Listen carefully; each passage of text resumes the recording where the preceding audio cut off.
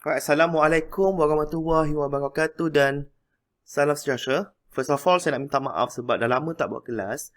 Sebab saya menguruskan dulu kelas untuk perdana. Sebab perdana akan hadapi test 1 dan test 2 dalam masa yang terdekat. Jadi saya habiskan dulu perdana, kemudian baru saya masuk pada space punya program.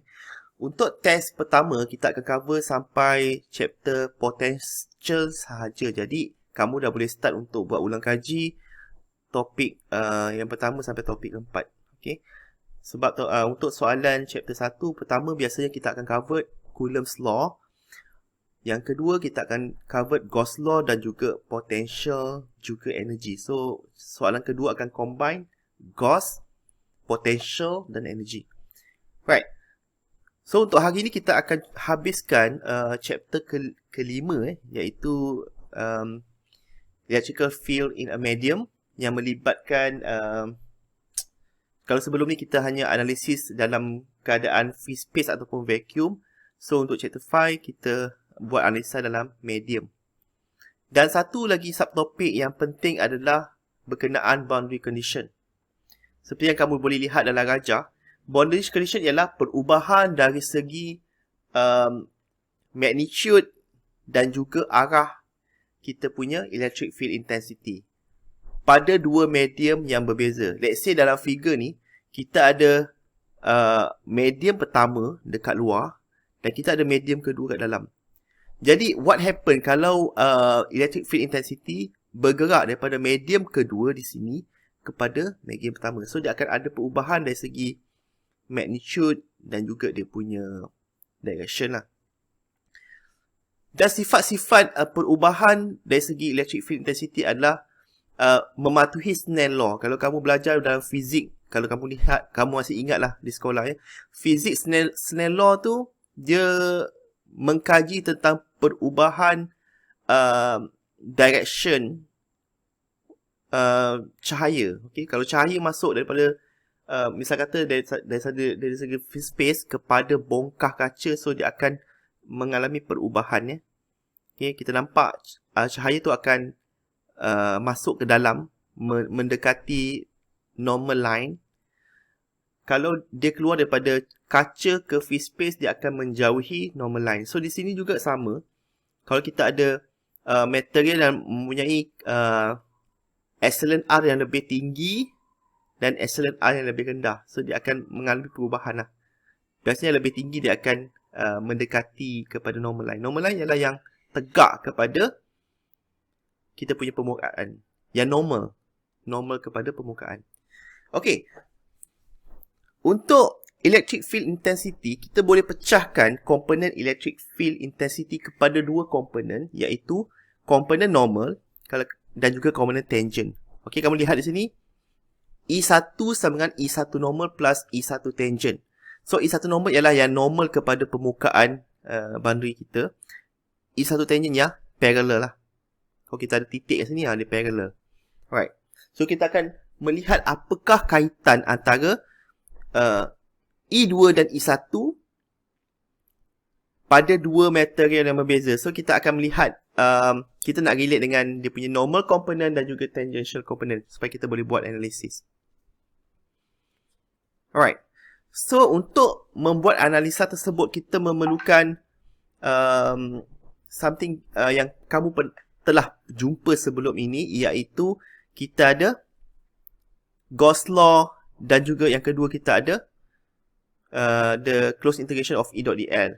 Okay, this one merupakan formula untuk potential. Jadi kita akan menggunakan kedua-dua formula ini untuk buat analisis pada boundary. Daripada rajah ini, kamu boleh lihat bahawa kita membahagikan analisis kita kepada normal dan juga tangent component. Okey, kita nak relatekan apakah kaitan antara komponen dalam medium pertama dengan komponen dalam medium kedua. Kalau kamu lihat yang sebelah kiri ni, saya bagi kepada dua. So, kita lihat this one, dia punya boundary antara material pertama dan material kedua. Dan kita ada normal component, okay, antara material kedua, material pertama. Dan di sini ialah Gauss Law. Kita apply Gauss Law kat sini. So, kita lukis satu cylindrical. untuk kita apply the close integration of d.ds equal to q on close. Saya harap awak masih ingat formula ni, di mana d ataupun e yang keluar pada semua permukaan tertutup ini sama dengan charge yang berada di dalam dia. Okay. Untuk yang bahagian kanan, this one kita buat analisis untuk tangential component. Okay. Apabila kita buat satu closed loop yang membatasi medium yang pertama dan kedua, so kita boleh apply the close integration of E.dl is equal to 0. Maksudnya kalau untuk potential, dia selalunya akan refer kepada dua point yang berbeza, barulah dia ada value. Tapi kalau close integration of E.dl, maksudnya contohnya kalau kita mula dari sini, kita buat close loop dan kita pergi balik ke point yang sama, dia akan jadi kosong.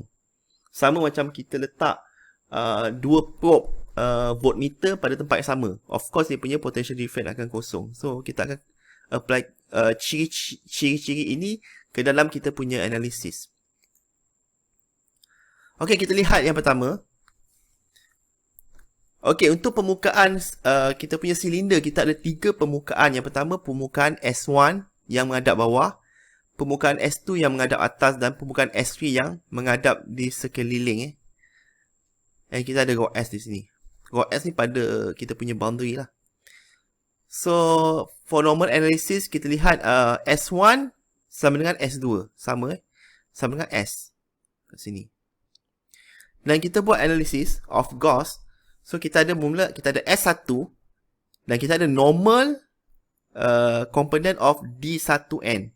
Let's say yang material pertama kat bawah. So, kita ada D1N dot product dengan dia punya surface DS1 negative N. Kenapa negative N? Sebab dia ke bawah. Okay, surface ni menghadap bawah.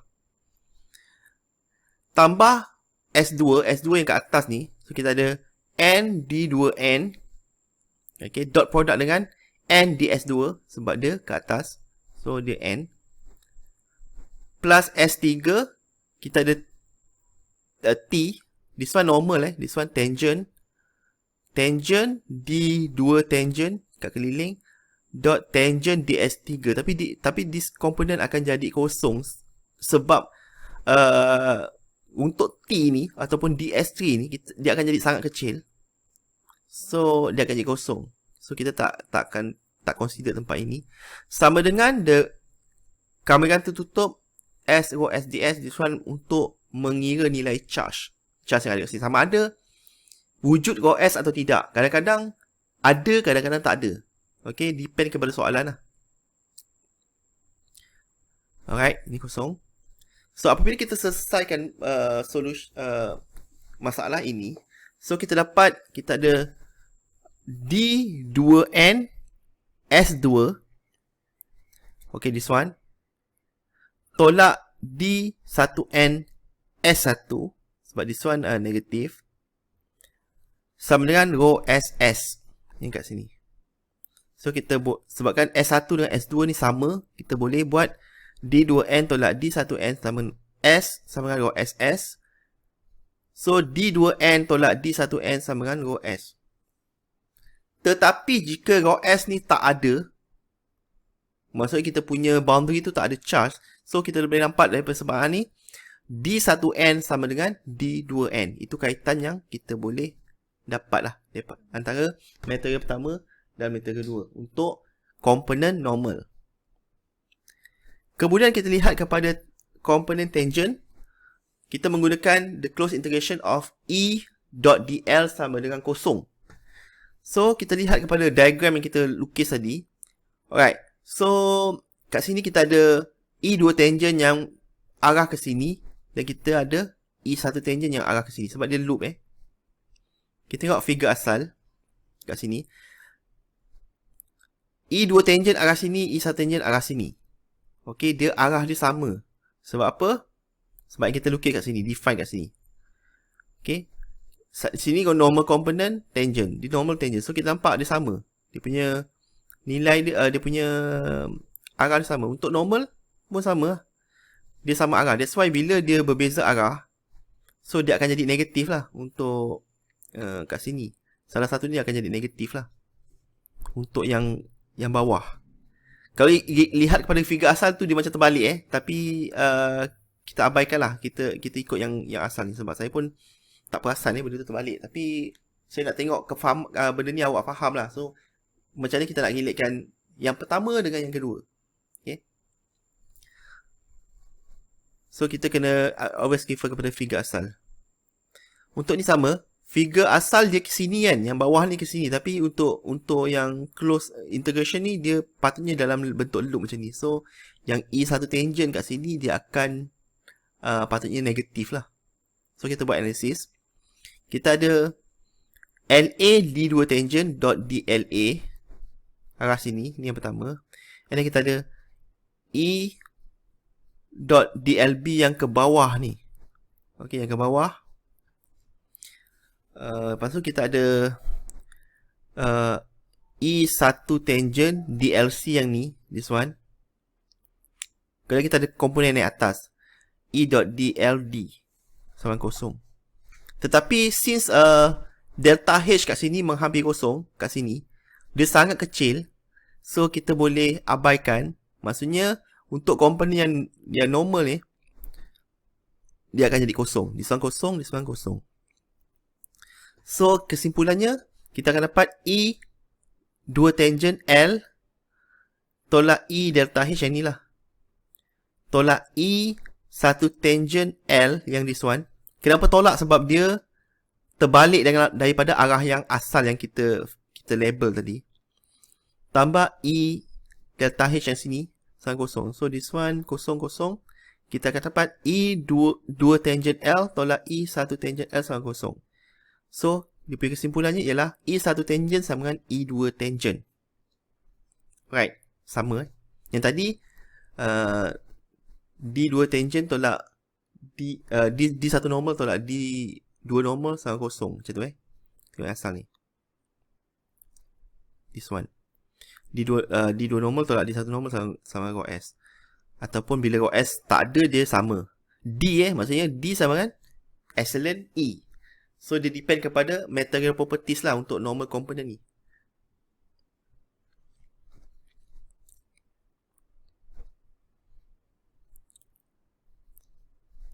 Alright. Sebagai tambahan, if material 2 is conductor. Untuk conductor, dia punya E field akan kosong So kat sini dia punya kesimpulan dia, kalau dia conductor, so kita akan dapat E1 tangent sama E2 tangent sama kosong. D1 normal sama dengan rho S. Sebab komponen 2 dia akan jadi kosong. So ni dia kesimpulan lah. D1 normal sama dengan rho S.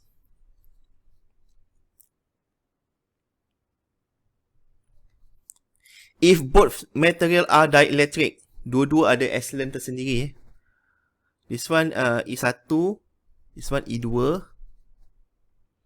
So E1 tangent sama E2 tangent yang kita analisis tadi, D1 normal sama D2 normal.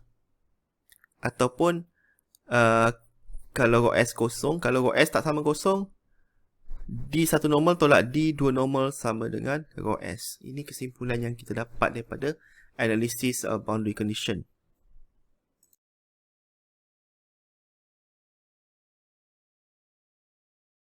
Untuk mengelakkan kekeliruan, saya ubah balik figure ni, di mana saya letak material pertama dekat bawah, material kedua kat atas. So dia samalah dengan analisis kita yang kita buat tadi Jadi saya tukarkan kedudukan dia supaya untuk mengelakkan kekeliruan.